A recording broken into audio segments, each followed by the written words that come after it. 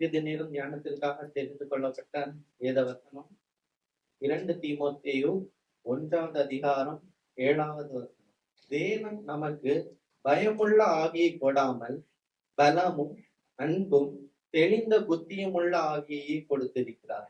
இந்த வசனத்தை நம்ம வாசிக்கும் போதே நமக்கு தெரிய வருது, பயம் நமக்குள்ள இருக்குதுன்னா அதை கொடுத்தது யாருன்னா தேவன் இல்லை. தேவன் நமக்கு பயமுள்ள ஆவியை கொடுக்கல. அப்படின்னா அந்த பயத்தை யார் கொண்டு வராங்க, அது எப்படி எப்படி மனுஷனுக்குள்ள வருதுங்கிறத நம்ம வேதத்தை வைத்து தியானிப்போம். ஆதியாகமம் 3வது அதிகாரம் 10வது வசனத்தில் நாம் பார்ப்போம். அதற்கு அவன், நான் தேவரீருடைய சத்தத்தை தோட்டத்திலே கேட்டு நான் நிர்வாணியாய் இருப்பதினால் பயந்து ஒழித்து கொண்டேன். யார் சொல்றானா? ஆதாம். முதலாவது இந்த உலகத்துல படைக்கப்பட்ட மனிதன் ஆதாம். அந்த முதல் மனிதனுக்குள்ளேயே பயம் வந்தது. அந்த பயம் அவனுக்கு எப்படி வருதுன்னா, அவன் தேவனுடைய வார்த்தையை எப்போ கீழ்ப்படியாம போனானோ அப்பந்தான் அவனுக்குள்ள அந்த பயம் வந்தது. அந்த பயத்தை யார் அப்படி கொண்டு வரான்னா, அவனை கீழ்ப்படியாம பண்ணினது யாருன்னு பார்த்தோம்னா சர்ப்பம். இந்த சர்ப்பம் யாரும் இல்ல, பிசாசு. பிசாசு ஏவாளை வஞ்சித்து அவனை தூண்டி விட்டு அவன் மூலியமா ஆதாமும் வஞ்சிக்கப்படும்படி செய்யலாம். அவன் தேவன் அவனுக்கு புசிக்க கூடாதுன்னு சொன்ன அந்த கனியை அவன் புசிக்காம இருந்திருந்தா தேவன் அவனை அதிகமாய் ஆசீர்வதித்திருப்பான். அந்த ஆசீர்வாதத்தை எடுத்துக்கொள்ளும்படி சாத்தான் அவனை கீழ்ப்படியாதபடி செய்திருக்கிறான். அவன் அந்த கனியை புசிப்பதற்கு முன்பதாக அவன் எப்படி அவனுடைய வாழ்க்கை இருந்ததுன்னு பாத்தீங்கன்னா, தேவனே அவனுக்காக அவனுடைய தேவைகளை எல்லாம் சந்தித்து வந்தான். ஆதாம படைக்கிறதுக்கு முன்னாடியே தேவன் அவனுக்கு என்னென்ன தேவையோ அதையெல்லாம் முதலாவது படைத்து விட்டார். பல விதமான கனிகள், மிருகங்கள், ஆகாயத்து பறவைகள் எல்லாவற்றையும் அவர் முதலாவது படைத்து விட்டு அதற்கு பிறகுதான் அவர் என்ன பண்றாருன்னா மனுஷனாகி ஆதாமை படைக்கிறார். அவனுடைய தேவைகள் எல்லாம் தேவன் முதலாவதே சந்திக்கிறார். அதுக்கப்புறம் இன்னும் அவர் என்ன செய்யறாருன்னா, ஆதாம் தேவனிடத்துல எனக்கு ஒரு துணை வேண்டும் அப்படின்னு அவர் கேட்கல. தேவனே அவனுக்கு என்ன தேவை என்பதை அறிந்து அவரே அவருக்காக ஒரு துணையை ஆயத்தப்படுத்தினார். அவருக்காக ஏவாளை தேவன் உருவாக்கி அவனுக்கு துணையாக கொடுத்தார். இன்னும் நம்ம ஆதியாகமம் அந்த 3வது அதிகாரத்தை நம்ம வாசிக்கும் போது தேவன் படைத்த எல்லாவற்றுக்கும் பெயர் வைத்தது யாருன்னு பார்த்தோம்னா ஆதாம். தேவன் எல்லா காட்டு மிருகங்களையும் நாட்டு மிருகங்களையும் ஆகாயத்து பறவைகள் எல்லாத்தையும் ஆதாம்கிட்ட கூட்டிட்டு வந்து அவன் என்ன பெயர் வைக்கிறான்னு பார்க்கிறார். ஒரு விஷயம் நம்ம சிரிச்சு பார்த்தோம்னா, உலகத்துல எத்தனை விதமான காட்டு மிருகங்கள் இருக்கு, எத்தனை விதமான நாட்டு மிருகங்கள் இருக்கு, எத்தனை விதமான பறவைகள் இருக்கு. இது எல்லாத்துக்கும் அவன் பேர் வைக்கணும்னா அவன் எவ்வளவு நேரம் எடுத்திருப்பான்னு நம்ம ஒரு நிமிஷம் யோசிச்சு பார்க்கணும்னா அவ்வளவு நேரம் தேவன் அவனோட கூட இருந்திருப்பார். என்னென்ன பேர் சொல்றான்னு கேட்டுட்டே தேவன் இருந்திருக்கார். அப்படி அவ்வளவு நேரம் தேவன் அவனோடு இடைப்பட்டிருக்கா. அப்படி ஒரு ஐக்கியம் அவனுக்குள்ள இருந்திருக்கு. அப்படிப்பட்ட ஐக்கியம் எல்லாம் இருந்த போதிலும் அவன் கீழ்ப்படியாம போனதுனால என்ன ஆச்சுன்னா, தேவன் அவனை அந்த தோட்டத்தில் இருந்து அவனை துரத்தி விடுகிறார். துரத்தி விடுறது மட்டும் இல்ல, அவனுக்கு சாபமும் அந்த கொடுத்து அந்த இடத்தை விட்டு துரத்தி விடுகிறார். இன்னும் நம்ம பார்க்கும்போது இன்னொரு விஷயம் என்னன்னா, தேவனுக்கு பயப்படாமல் மனுஷனுக்கு பயப்படுவதால் ஏற்படுகிற காரியங்கள் என்னன்னு இப்போ நம்ம பார்ப்போம். நீதிமொழிகள் 29வது அதிகாரம் 25வது வசனத்தில் வாசிக்கிறேன். மனுஷனுக்கு பயப்படும் பயம் கண்ணியை வருவிக்கும். இந்த நாட்கள்ல பலரும் நம்ம என்ன பண்றோம்னா, தேவனுக்கு பயப்படுறதை விட மனுஷனுக்கு தான் அதிகமா பயப்படுறோம். தேவன் நமக்கு ஒரு பிரச்சனையோ இல்ல பாடுகளோ எதுவும் வரும்போது நம்ம தேவன்கிட்ட போய் என்ன செய்யறதுன்னு கேட்காம மனுஷன் சொல்ற ஆலோசனைகளையும் கேட்டு நடக்கிறோம். நாம ஜெபித்து அவர் என்ன சொல்றாருன்னு அவருக்காக காத்து இருக்கிறத நிறைய பேர் விரும்புறது இல்லை. அதே நேரம் இந்த உலகத்தோடு இருந்து உலக மக்களோடு கலந்து உலக சிந்தனையோடு இருக்கிற மக்கள்கிட்ட தான் போய் நிறைய பேர் ஆலோசனை கேட்டு நடக்கிறாங்க. அப்படி நடக்கிறனால தேவனுக்கு பயப்படாம மனுஷனுக்கு பயப்படுறதுனால என்ன ஆகுதுன்னு ஒரு எடுத்துக்காட்டாக நம்ம யார பாக்குறோம்னா, இஸ்ரவேலின் முதல் ராஜாவா ஏற்படுத்தப்பட்ட சவுல பாக்குறோம். இஸ்ரேல் மக்கள் முதலாவது ராஜா இல்லாம இருந்தாங்க. அப்போ அவங்க யார் நியாயம் விசாரிச்சாங்க? நியாயாதிபதிகள் நியாயம் விசாரிச்சாங்க. தேவனே அவர்களை நேரடியாக அரசாண்டு வந்தார். ஆனா அந்த மக்கள் முறையிடுறாங்க, எங்களுக்கும் மத்த நாட்டு மக்களை போல ராஜா வேணும்னு சொல்லி. அப்படி தேவன் அவர்களுக்காக தெரிந்து கொண்ட முதல் ராஜா யாருன்னா இந்த சவுல். இந்த சவுல் சாதாரணமான ஆள் இல்ல. அவரோட வலிமை எப்படி இருந்ததுன்னு நம்ம 1 சாமுவேல் 11வது அதிகாரத்தை நம்ம வாசிக்கும் போது நமக்கு தெரியுது. அங்க என்ன ஒரு சம்பவம் நடக்குதுன்னா, அம்மோனியன் ஆகிய நாகாஸ் கீலேயாத்தில் உள்ள யாபேசை முற்றுகை போட்டான்.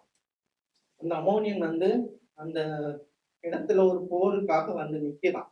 அப்போ யாபேசி மனுஷர் அவன்கிட்ட போய் பேசுறாங்க, நீங்க எங்க கூட உடன்படிக்கை பண்ணுங்க, அப்போ நாங்க நீங்க என்ன சொல்றீங்களோ அதை நாங்க செய்யறோம் அப்படின்னு ஒரு சமாதான பேச்சுக்காக அவங்க போறாங்க. அதுக்கு அந்த நாகாஸ் என்ன பதில் சொல்றான்னா, உங்க வழக்கண்ணை பிடுங்கி இஸ்ரவேலுக்கு உள்ள எல்லா ஜனங்களுக்கும் நிந்தைய வர வைக்கிறது தான் நான் உங்க கூட பண்ற உடன்படிக்கை, மற்றபடி வேற உடன்படிக்கை இல்லைங்கிற மாதிரி அவன் சொல்றான். அப்ப அந்த யாபேசின் மக்கள் என்ன பண்றாங்கன்னா, அவன்கிட்ட 7 நாள் தவணை கேட்கிறாங்க.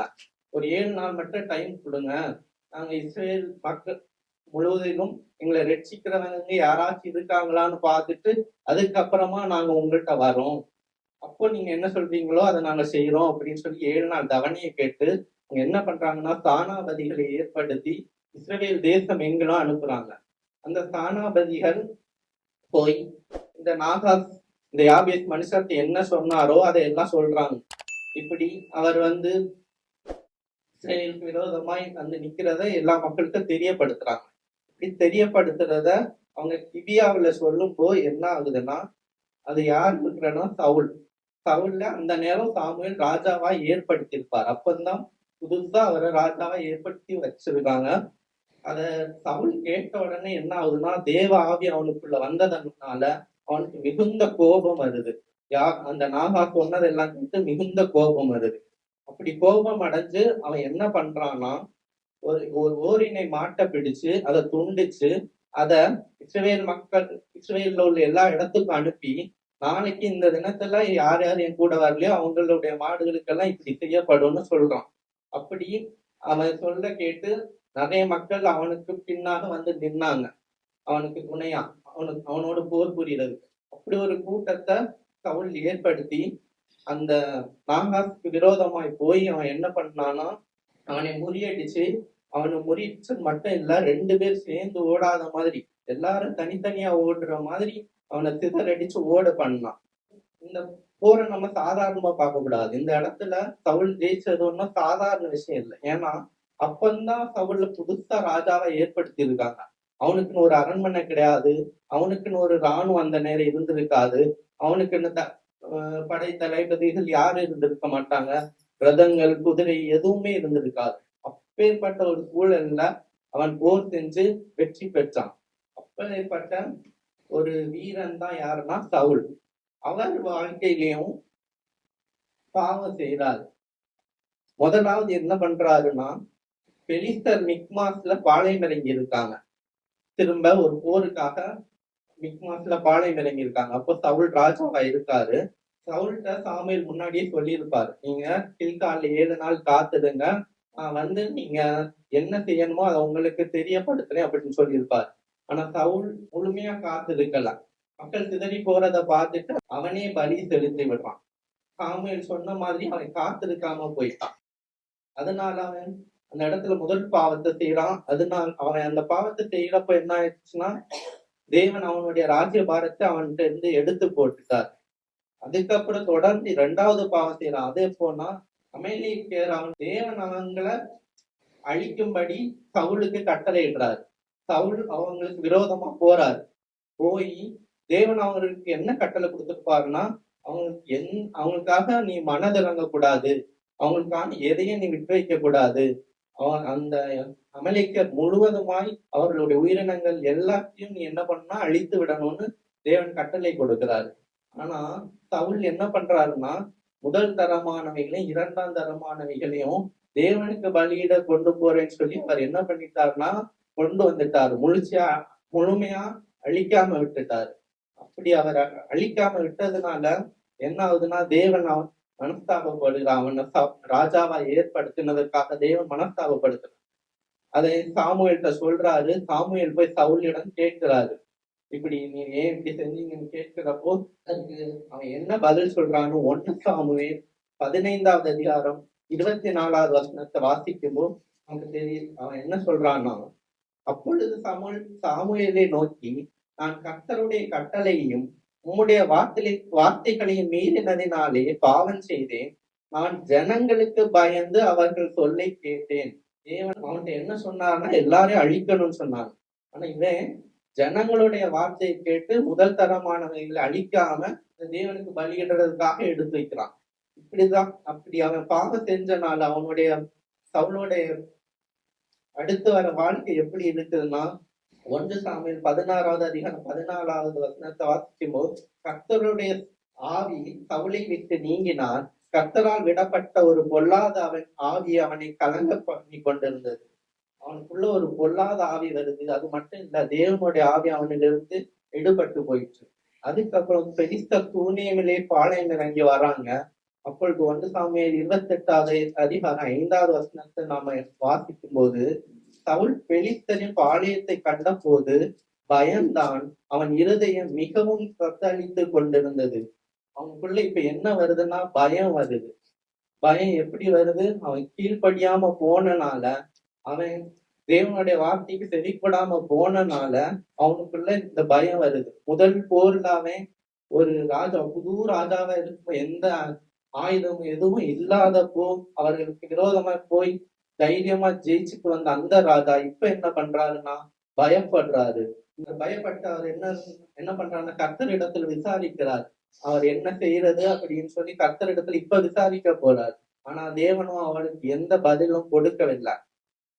தரிசிகள் மூலமாவோ இல்ல தரிசனத்திலயோ எந்த பதிலையும் கொடுக்காதனால இப்ப அவர் என்ன பண்றாருன்னா, ஒரு அஞ்சனம் பார்க்கிற ஸ்திரீட்ட போய் சாமுவேல் அந்த நேரம் மரித்து போயிருப்பார். இந்த சாமுவேலை அவர் எழும்பி வர பண்ணி அவர்கிட்ட விசாரிக்கிறாரு. அவர்கிட்ட விசாரிக்கும் போது சாமுவேல் அவருக்கு என்ன சொல்றாருன்னா, நாளைக்கு இந்நேரத்துல நீயும் உன் குமாரரும் என் கூட இருப்பீங்க, நீங்க மரித்து போயிருப்பீங்க, இந்த போர்ல நீங்க மரித்து போயிருவீங்க அப்படின்னு சாமுவேல் சொல்றாரு.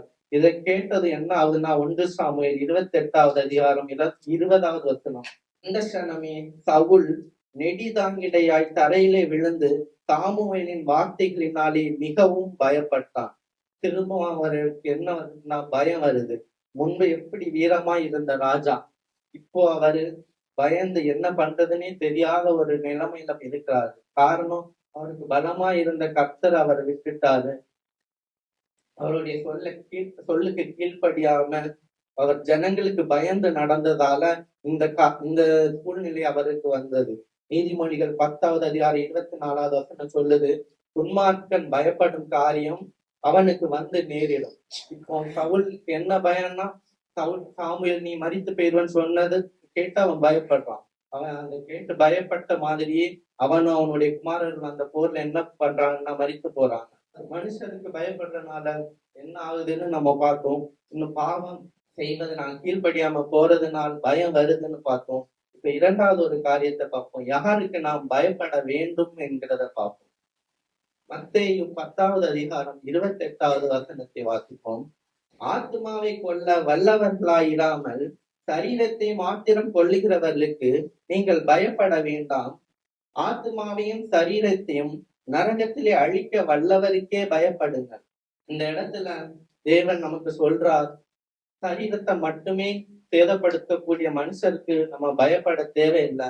சரீரத்தையும் ஆத்மாவையும் அழிக்க வல்லவரா இருக்கிற தேவன் ஒருவருக்கே பயப்படுங்கள்னு தேவன் சொல்றார். வேதத்துல வாழ்ந்த நிறைய எடுத்துக்காட்டு இருக்குது. ஒரு சில எடுத்துக்காட்டுகளை பார்ப்போம். முதலாவது சாத்ராக், மேஷாக், ஆபேத்நேகோ. தானியேல் 3வது அதிகாரத்தை எடுத்து கொள்வோம். அந்த இடத்துல ஒரு சம்பவத்தை பார்க்கிறோம். தானியேல் 3வது அதிகாரத்துல, யூதாவின் ராஜாயாகிய யோயாக்கீம் அரசாண்ட 3ஆம் வருஷத்தில் நேபுகாத்நேச்சார் சில வாலிபரை இஸ்ரவேல்ல இருந்து சிறைப்பிடித்து கொண்டு போறார். எதுக்காகன்னா அவருடைய அரண்மனையில வேலை செய்கிறதற்காக கொண்டு போறார். அப்படி கொண்டு போனவங்கல 3 பேரு தான் இந்த சாத்ராக், மேஷாக், ஆபேத்நேகோ. அங்க கொண்டு போனதுக்கு அப்புறம் அவர் என்ன பண்றாருன்னா, அவரு ஒரு பொற்சிலைய ஏற்படுத்துறாரு. இந்த பொற்சிலையை ஏற்படுத்திட்டு, இந்த பொற்சிலையை வணங்கணும் அப்படின்னு ஒரு கட்டளைய கொடுக்கிறாரு. ஆனா, இந்த சாத்ராக், மேஷாக், ஆபேத்நேகோ அந்த இடத்துல என்ன பண்றாங்கன்னா, அவர் ஒரு ராஜா. அவர் சொல்றதுக்கு அவங்க கீழ்ப்படிந்து போகல. அவங்க அடிபணிந்து போகல. அவங்க மனுஷருக்கு அந்த இடத்துல என்ன பண்றாங்கன்னா, எதிர்த்து நிறுத்துறாங்க. தேவனுக்கு பயப்படுறதையே அவங்க தெரிந்து கொண்டு, அவங்க மனுஷர் சொன்ன எல்லாத்தையும் கீழ்ப்படியாம தேவனுக்கு எது நலமான இருக்கிறதோ அததான் செய்யறாங்க. அந்த இடத்துல அவங்க ராஜாவுக்கு பயப்படாம அந்த பொற்சிலையை வணங்காம போனனால ராஜா என்ன சொல்றாருன்னா, அவர்ல அக்கினி ஜுவாலையில போட்டு சுட்டரிக்கும்படி கட்டளை இடுகிறார். அந்த இடத்துல ராஜாவோட கோபம் மிக அதிகமா இருந்தனால அந்த அளவுக்கு அக்கினி ஜுவாலையும் மிக அதிகமான வெப்பத்துல அவங்க எரிய பண்ணி அதுல போட அவங்களை கொண்டு போறாங்க. கொண்டு போற வழியிலேயே என்ன ஆகுதுன்னா, கொண்டு போறவங்க மரித்து போற அளவுக்கு வெப்பம் அதிகமா இருக்கு. அவங்களை கட்டுண்டவர்ல அக்கினி ஜுவாலையில போடுறாங்க. போடும்போது என்ன பண்றாங்கன்னா 3 பேரை தான் அவங்க அக்கினி ஜுவாலைக்குள்ள போடுறாங்க. ராஜா அவங்கள போட்டதுக்கு அப்புறம் அந்த இடத்துல பார்க்கும்போது அந்த இடத்துல 3 பேர் இல்லாம 4 பேரா நடந்து திரிகிறத ராஜாவும் அவனுடைய பிரபுக்கள் எல்லாரும் பார்த்துறாங்க. இந்த இடத்துல தேவதூதன் அவர்களை கட்டுகளை எல்லாம் விடுவித்து அவர்களை எந்த சேதமும் இல்லாம காப்பாத்துறார். அவர்களுடைய தலைமையில் எதுவும் கருகல, அவர்களுடைய கால் எதுவும் சேதப்படுதல.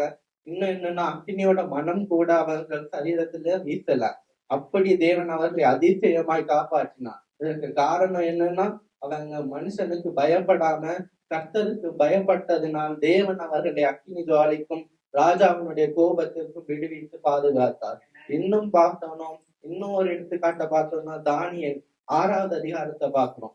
இந்த தானியேல் 6வது அதிகாரத்துல ஒரு சம்பவம் நடக்குது. என்னன்னா, தரியு ராஜா அந்த இடத்துல அரசாளுகிறார். அவர் அரசாளும் போது தேசத்தை எல்லாம் விசாரிக்கிறதுக்கு 120 தேசாதிபதிகளை அவர் ஏற்படுத்துகிறார். அந்த தேசாதிபதிகள் 120 பேரும் கணக்கு ஒப்புவிக்கிறதுக்காக 3 பிரதானிகளை ஏற்படுத்துகிறார். இந்த 120 தேசாதிபதிகளுக்கும் இந்த 3 பிரதானிகள் மேலானவர்களா இருந்தார். இந்த 3 பிரதானிகளிலுமே மேலானவரால் இந்த 3 பிரதானிகள்ல ஒருவராய் இருந்ததுதான் இந்த தானியேல்ங்கிறவர்.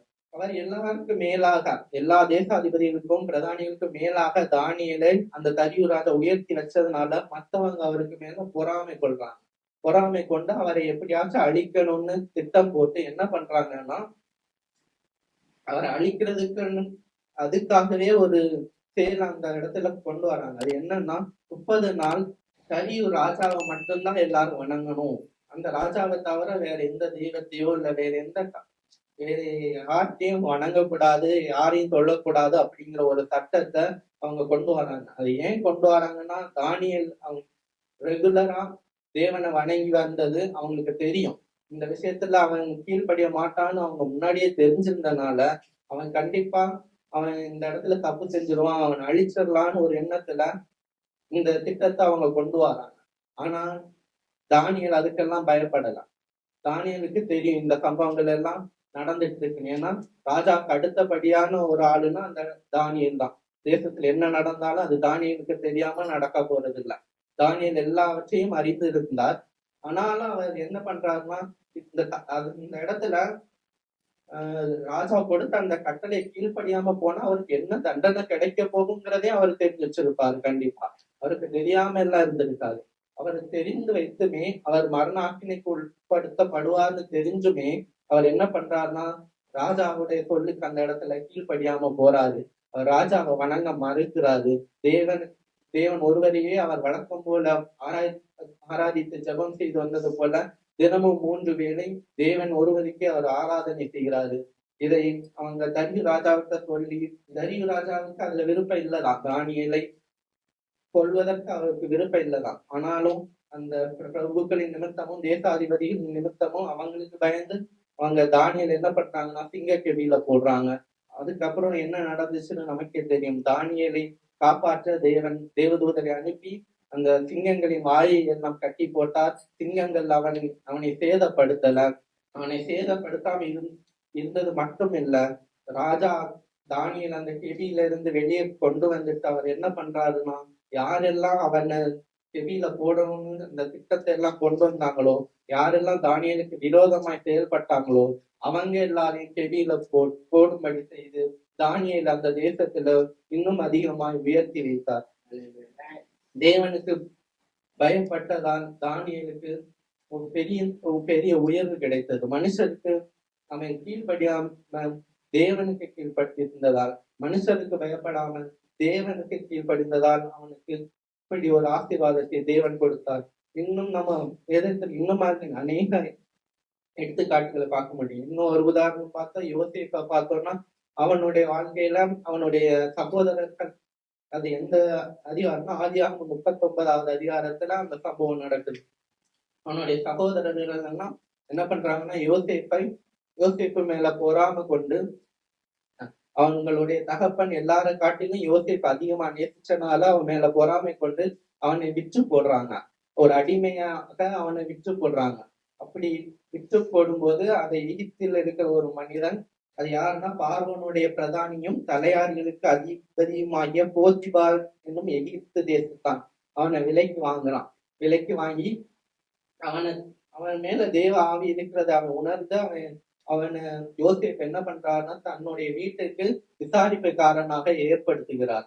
அப்படி விசாரிப்புக்காரன் இருக்கும்போது அந்த இடத்துல என்ன நடக்குதுன்னா, அந்த போத்திபாருடைய மனைவி அவனோடு தவறு செய்ய நினைக்கிறாள். அவளுடைய யோசனைக்கும் அவளுடைய செயல்களுக்கும் இந்த யோசேப்பு என்ன பண்றான்னா இணங்கி போகல. அந்த இடத்துல தேவனுக்கு பயந்து தவறு செய்யாம அவனுடைய எஜமானுக்கும் தேவனுக்கு அவன் உண்மையா நடந்து கொண்டான். அப்படி நடந்து கொண்டனால அடிமையா இருந்த அவனை தேவன் பிற்காலத்துல எப்படி மாற்றுறாருன்னா, எகிப்து தேசத்துல பார்வோனுக்கு அடுத்தபடியான ஆளா இருக்கத்தக்கதா, அதாவது ராஜாவுக்கு அடுத்த ஆள் யாருன்னா இவன் தான். அப்படி ராஜாவுக்கு சமமான ஒரு பொசிஷன்ல யோசேப்ப பார்வோன் உட்கார வைக்கிறார். இந்த இடத்துலயும் பார்க்கும்போது நமக்கு என்ன தெரியுதுன்னா, அவன் மனுஷனுக்கு பயப்படல, தேவனுக்கு பயப்படுறதை அவன் தெரிந்து கொள்றான்.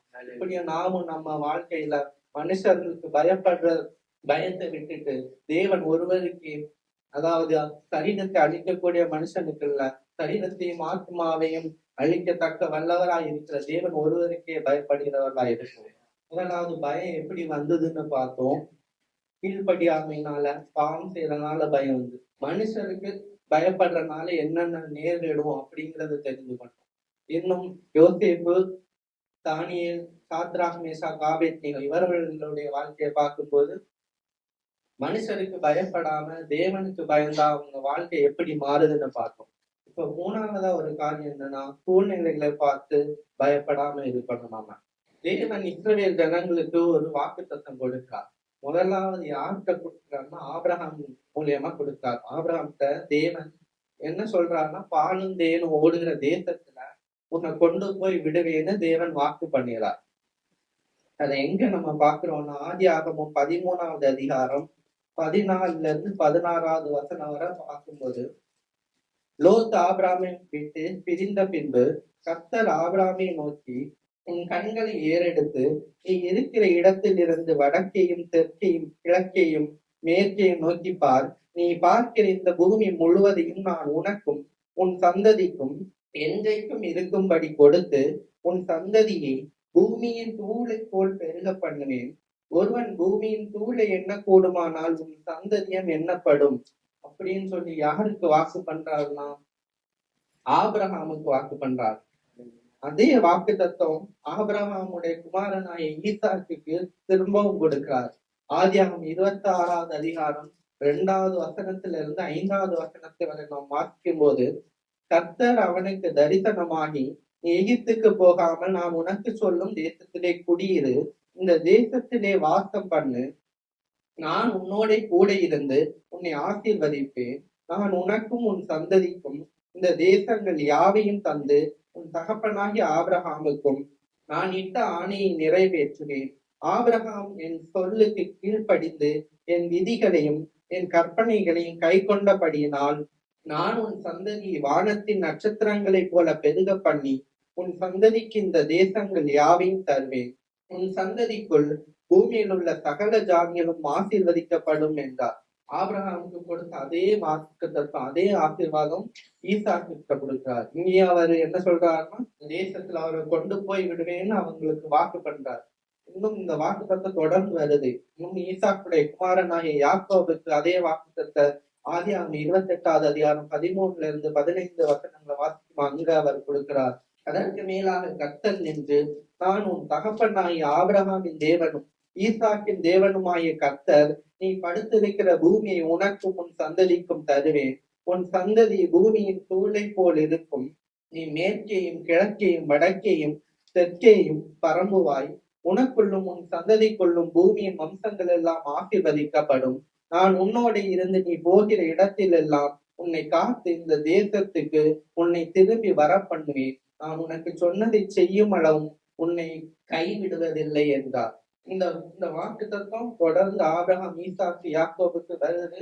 இதோட நின்று போகல. இன்னும் என்னன்னா, மோசே இஸ்ரவேலர் எகிப்திலிருந்து அவங்க அடிமைத்தனத்திலிருந்து கூட்டிட்டு வர வழியில எல்லாம் தேவன் பல இடங்கள்ல இந்த வாக்குத்தத்தை அவங்க சொல்லுவாங்க. நீங்க கர்த்தருக்கு பயப்படுங்க, உங்களை இந்த தேசத்துல நான் கொண்டு போய் சேர்ப்பேங்கிற வாக்குத்தத்தை அவர் அடிக்கடி சொல்லிட்டே இருப்பார்.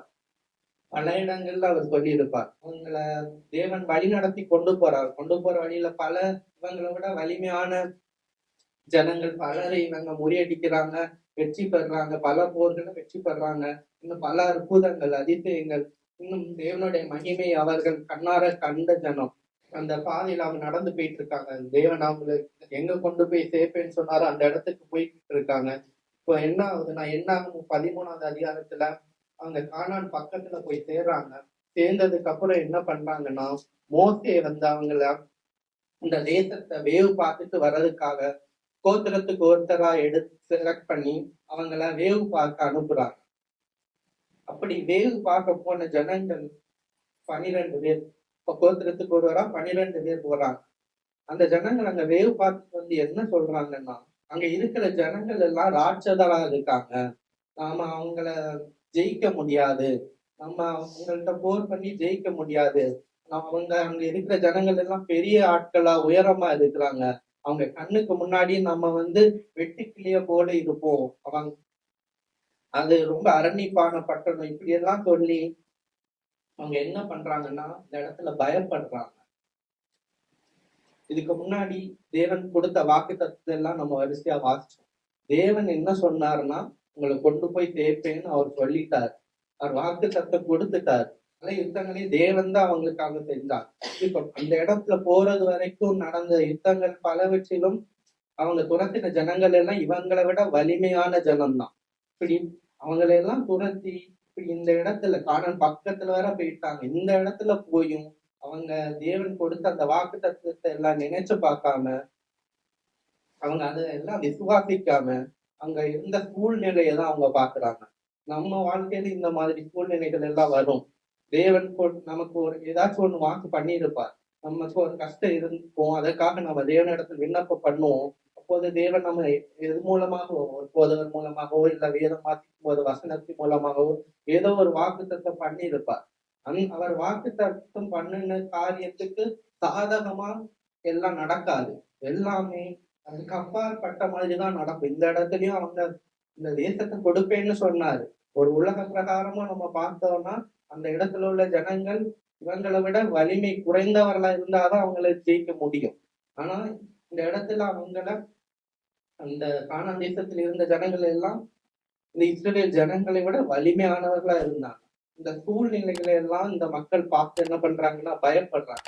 அப்படி பயந்தனாலே என்ன ஆகுதுன்னா, அந்த போன 12 பேர்ல 2 பேர், யோசுவா இன்னும் காலே, இந்த 2 பேரை தவிர யார் யாரு துர்ச்செய்தியை பரப்புனாங்களோ, யார் யாரு அந்த தேவனுடைய வாக்குத்தத்தை எல்லாம் வாக்குத்தத்தை மேல விசுவாசம் வைக்காம நம்பாம ஜனங்கள் மத்தியில துர்ச்செய்தியை பரப்பி ஜனங்களை கலங்க பண்ணாங்களோ, யார் யாரெல்லாம் தேவனுக்கு விரோதமா முறுமுறுத்தாங்களோ, அந்த ஜனம் எதுவும் இஸ்ரவேல் தேசத்துக்குள்ள போகாதுன்னு தேவன் கோபத்துல ஆணையிடுகிறார். அது மட்டும் இல்லாம அவங்க போகாம அவங்களுடைய சந்ததி மட்டும் என்ன பண்ணுதுன்னா பிற்காலத்துல இஸ்ரவேல் தேசத்துக்குள்ள போகுது. இதே போல நம்ம வாழ்க்கையும் நம்ம பார்க்கும்போது இந்த வேதத்துல நமக்காக தேவன் பல வாக்கு தத்தங்களை வைத்திருக்கிறார். இந்த இத பார்க்கும்போது நம்ம நீதிமானுக்கு என்னென்ன நேரிடும், துன்மார்க்கனுக்கு என்னென்ன நேரிடும் பல வசனங்கள் இருக்கு. தேவன் நமக்கு கொடுத்த ஒரு சில வாக்கு தத்துவத்தை நம்ம வேதத்துல இருந்து வாசிப்போம். மத்தேயு 28வது அதிகாரம் 20வது வசனத்தோட பிற்பகுதியை பார்ப்போம். அதுல தேவன் என்ன சொல்றாருன்னா, இதோ உலகத்தின் முடிவு பர்யந்தம் சகல நாட்களிலும் நான் உங்களுடனே கூட இருக்கிறேன் என்றார். இயேசு சுவாமி என்ன சொல்றாங்கன்னா, கடைசி உலகம் முடியும் மட்டும், உலகம் அழியும் மட்டும் நான் உங்க கூட இருப்பேன் அப்படின்னு வாக்கு தத்தம் கொடுக்கிறார். இன்னும் ஏசாயா 41வது அதிகாரம் 10வது வசனத்துல ஒரு வாக்கு தத்துவத்தை தேவன் கொடுக்கிறார். அது என்னன்னா, நீ பயப்படாதே, நான் உன்னுடனே இருக்கிறேன், திகையாதே, நான் உன் தேவன், நான் உன்னை பலப்படுத்தி உனக்கு சகாயம் பண்ணுவேன், என் நீதி என் வலது கரத்தினால் உன்னை தாங்குவேன் சொல்றாரு. இந்த இடத்துல தேவன் பயப்படாத, நான் உன் கூட இருக்கிறேன்னு சொல்றாரு. இன்னும் 2 கொரிந்தியர் 12வது அதிகாரம் 9வது வசனத்துல முதல் பகுதியை நாம வாசிக்கும் போது, அதற்கு அவர் என் கிருபை உனக்கு போதும், பலவீனத்திலே என் பலம் பூரணமாய் விளங்கும்னு சொல்றாரு. நமக்கு ஒரு பலவீனம் வந்தாலும் அந்த பலவீனத்தை தேவன் நம்மோடு கூட இருப்பார், அதை மேற்கொள்வதற்கான பலத்தை நமக்கு தருவார்னு இந்த இடத்துல தேவன் சொல்றார். இன்னும் உபாகமம் 31வது அதிகாரம் 8வது வசனத்தை நம்ம வாசிக்கும் போது, கர்த்தர் தாமே உனக்கு முன்பாக போகிறவர், அவர் உன்னோடு இருப்பார், அவர் உன்னை விட்டு விலகுவதும் இல்லை, உன்னை கைவிடுவதும் இல்லை, நீ பயப்படவும் கலங்கவும் வேண்டாம் என்றான். இது மட்டும் இல்ல, நம்ம வேதத்தை வாசிச்சோம்னா வேதம் முழுவதுமே ஆசீர்வாதமான வார்த்தைகள் பல இருக்கு. தாவீது சொல்லும் போது, வேதம் வசனம் தேனிலும் தேனிலும் மதுரமாய் இருக்கிறதுன்னு சொல்றாரு. அப்படி இந்த வசனங்கள் எல்லாம் நாம வாசிக்கும் போது அதிகமான வாக்கு தத்தங்கள், அதிகமான ஆசீர்வாதங்கள் பலரும் இருக்கு. அப்படி இருந்தும் நம்ம இப்போ பயப்படுறோம்னா அதுக்கு என்ன காரணம்னா, தேவன் கொடுத்த வாக்கு தத்தை எதையும் நாம நம்பல, நம்ம விசுவாசிக்கல. அது ஒண்ணுதான் காரணம். நம்ம பயத்தை மேற்கொள்ளணும்னா நம்ம என்ன பண்ணா, தேவனை நம்பணும், தேவனை விசுவாசிக்கணும். தேவன் நமக்காக கொடுத்த வாக்கு தத்தங்களை நினைத்து நம்ம தினந்தோறும் ஜபம் செய்யணும். தேவன் நம்மோடு இருக்கிறாரு, நம்ம வாக்கு பண்ணிட்டார். வாக்கு பண்ணினதுல இருந்து மாறுறதுக்கு அவர் மனுஷன் அல்ல. அவர் வாக்கு பண்ணின விஷயத்துல அவர் என்னைக்கு மாற போறது இல்லை. தேவன் நம்மோடு கூட இருப்பார்னு சொல்லிட்டாருன்னா கடைசி பட்டம் கண்டிப்பா இருப்பார். இந்த நம்பிக்கை நமக்குள்ள, இந்த விசுவாசம் எப்போதும் நமக்குள்ள இருக்கணும். இந்த இஸ்ரவேல் ஜனங்களை போல நமக்கு நம்ம சூழ்நிலையை பார்த்து பயப்படவே கூடாது. தேவனும் ஒரு கஷ்டத்தில் போது தேவன் நம்மோடு ஏதாச்சும் ஒரு வசனத்தின் மூலமா, ஒரு தேவ மனுஷன் மூலமா நமக்கு ஏதாச்சும் பேசினார்னா அதை நம்ம உறுதியா எந்த சந்தேகம் படாம விசுவாசத்தோட நம்ம பற்றி கொள்ளணும். அவங்க சொல்ற காரியம் வேணா நம்ம இந்த உலகத்தோட ஒத்து போகாம இருக்கலாம். சில ஜனங்கள் தேவ பார்த்து வந்த மாதிரி அவங்களுக்கு அந்த இடம் அவங்களுக்கு சாதகமா இல்லதான். பார்த்துட்டு சொன்னவங்க சொன்னது எதுவுமே பொய் இல்லை, எல்லாமே உண்மைதான். அங்க இருந்தவங்க ராட்சதர்கள் தான், அங்க இருந்தவங்க எல்லாம் பலம் வாய்ந்தவங்க தான், அவங்க அரணிப்பான பட்டம் இருந்தது எல்லாமே உண்மைதான். ஆனாலும் தேவன் அவர்களுக்கு கொடுத்த வாக்கு தத்தத்தை அவர் விசுவாசிச்சிருந்தா அவங்களும் சேர்ந்து இப்போது யார் யார் காணாம இருக்கிறாங்களோ அவங்க கூட இவங்களும் பிரவேசிச்சிருப்பாங்க. இந்த நம்பிக்கை இல்லாததுதான், அந்த விசுவாசம் இல்லாததால் தான் நம்ம பயப்படுறோம், சூழ்நிலைகளை பார்த்து பயப்படுறோம். நமக்கு ஒரு விஷயம் நல்லா தெரியணும், அது என்னன்னா, உலகத்தில் இருக்கிறவர்களை பார்க்கிலும் உன்னோடு இருக்கிறவர் பெரியவர்னு தேவன் சொல்லி இருக்கிறார். அந்த விஷயத்தெல்லாம் நம்ம உறுதியா நம்பணும். இன்னும் நமக்கு பயம் வர்றதுக்கு இன்னொரு காரணம் என்னன்னா, தேவன் பண்ணின இந்த வாக்குத்தத்தம் எல்லாம் என்னன்னு நமக்கு தெரியாம இருக்கிறதுதான். அதை நம்ம தெரிந்துக்கணும்னா நம்ம வேதத்தை கண்டிப்பா படிக்கணும், தினந்தோறும் வேதத்தை வாசிக்கணும்.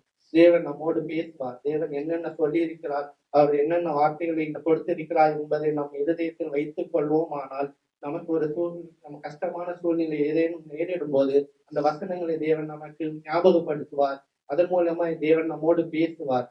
அப்படி பேசும்போது நமக்குள்ள ஒரு என்ன சூழ்நிலை இருந்தாலும், ஏற்பட்ட ஒரு கஷ்டமான சூழ்நிலை இருந்தாலும் அந்த இடத்துல நம்ம தைரியமா இருக்க அந்த வசனங்களை நம்ம பலப்படுத்தும். இன்னும் கடைசியாக ஒரு வசனத்தை வாசிப்போம்.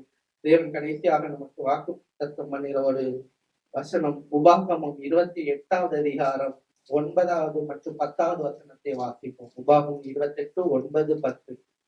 நீ உன் தேவனாகிய கர்த்தரின் கட்டளைகளை கைக்கொண்டு அவர் வழிகளில் நடக்கும்போது கர்த்தர் உனக்கு ஆணையிட்டபடியே உன்னை தமக்கு பரிசுத்த ஜனமாக நிலைப்படுத்துவார். அப்பொழுது கர்த்தருடைய நாமம் உனக்கு தரிக்கப்பட்டது என்று பூமியின் ஜனங்கள் எல்லாம் கண்டு உனக்கு பயப்படுவார்கள். இந்த வாக்குத்தத்தின் நாமத்தை நம்ம உறுதியாய் விசுவாசத்தோடு பற்றி கொள்வோம். நம் வாழ்க்கையில் ஏற்படுகிற எல்லா சூழலிலும், எல்லா கஷ்டமான சூழ்நிலைகளும் இந்த வசனத்தை நாம் நினைத்து பார்த்து நாம் பலப்படுவோம். கர்த்தர் தாமே நம்மை ஆசீர்வதிப்பாராக.